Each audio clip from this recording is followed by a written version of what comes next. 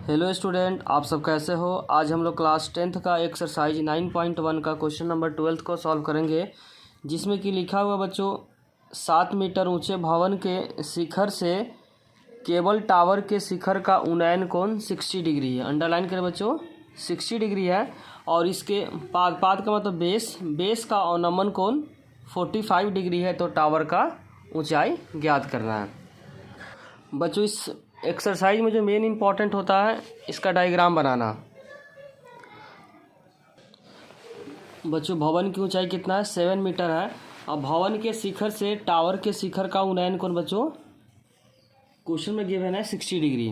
तो भवन का शिखर और जो टावर का जो शिखर होगा बच्चों, इसके बीच का जो कोण है वह एंगल गिवन है क्वेश्चन के अंदर 60 डिग्री। और उसके बाद बोला हुआ कि इसी पॉइंट से जब इसको बेस को देखेंगे तो जो एंगल बन रहा है बच्चों क्वेश्चन के अंदर 45 डिग्री। तो इन दोनों को क्या करेंगे, ज्वाइन करेंगे, जो एंगल बनेगा बच्चों 45 डिग्री। तो निकालना है बच्चों टावर की ऊंचाई। ये एंगल कितना है 45 डिग्री। तो अगर ये 45 है तो ये भी क्या होगा 45 डिग्री। एकांतर अंतःकोण, क्योंकि दोनों लाइन क्या है बच्चों ये समांतर है, इन दोनों को मिला दिए हुए।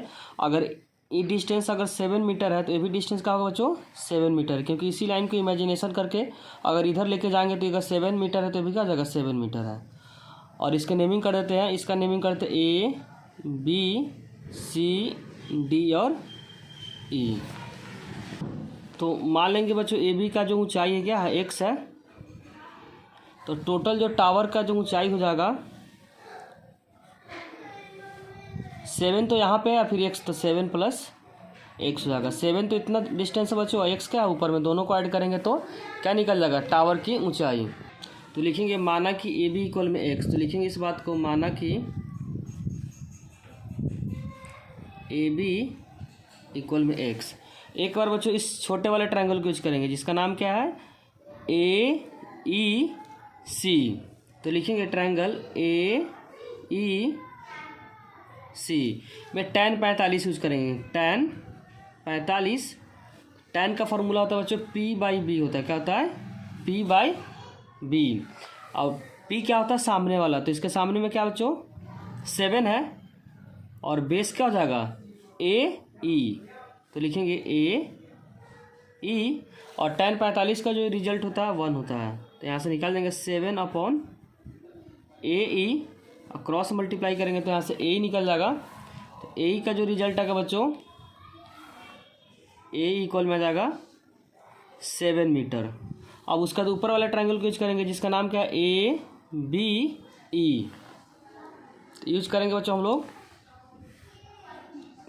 त्रिभुज ए बी ई में क्या यूज करेंगे tan 60 डिग्री, क्योंकि इसके बीच का जो एंगल क्या है बच्चों 60 डिग्री। तो यूज करेंगे tan 60 डिग्री इक्वल में p/b। और थीटा के सामने क्या होता है बच्चों p होता है। तो थीटा के सामने p क्या है x है, तो यहाँ यूज करेंगे x।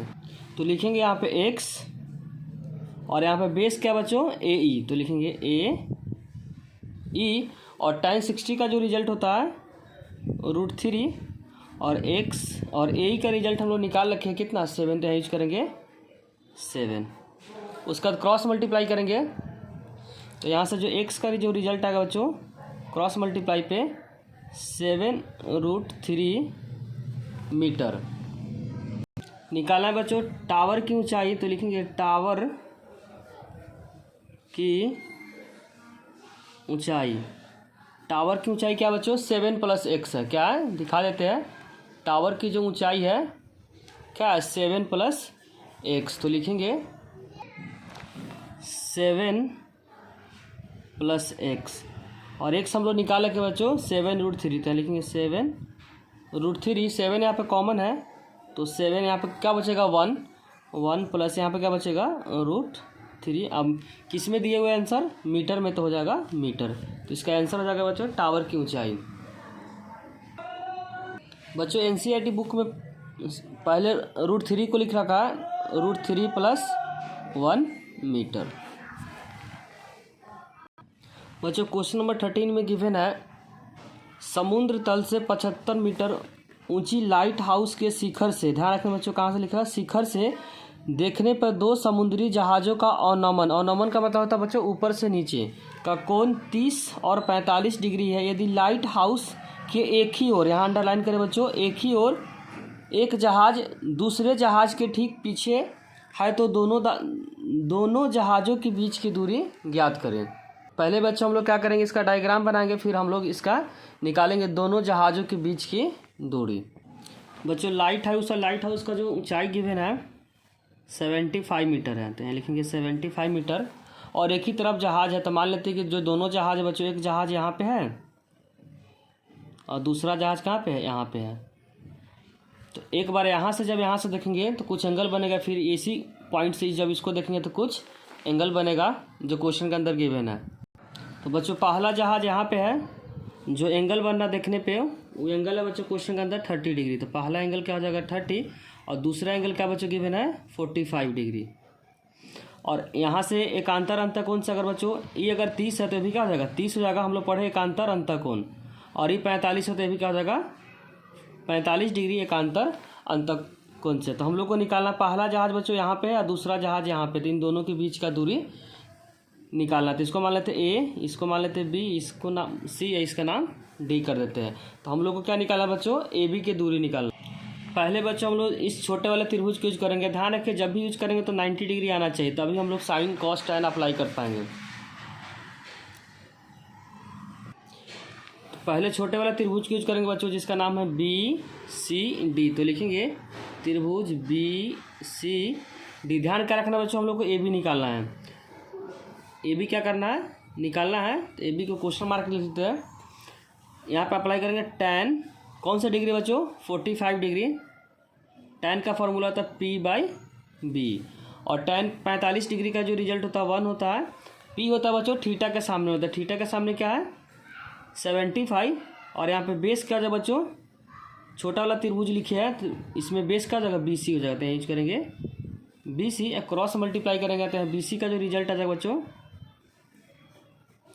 75 मीटर। अब इसके बाद हम लोग क्या करेंगे, बड़े वाले त्रिभुज यूज करेंगे जिसका नाम है बच्चों ACD। छोटे वाले में यूज नहीं कर पाएंगे क्योंकि इसमें 90 डिग्री इसमें नहीं है, तो हम लोग बड़े वाले त्रिभुज यूज करेंगे जिसका नाम क्या ACD। तो लिखेंगे यहाँ पे त्रिभुज ACD, कौन सा एंगल है बच्चों tan 30 डिग्री। तो लिखेंगे tan 30 डिग्री। tan का formula P by B. tan 30 का रिजल्ट होता है बच्चों 1/√3 होता है। P होता है सामने वाला, तो सामने वाला क्या है बच्चों 75। और यहाँ पे बेस पूरा हो जाएगा क्योंकि बड़ा वाला त्रिभुज है, तो बेस में क्या आ जाएगा बच्चों AC हो जाएगा। तो लिखेंगे यहाँ पे AC और यहाँ से क्रॉस मल्टीप्लाई करेंगे बच्चों तो AC इक्वल में आ जाएगा 75√3।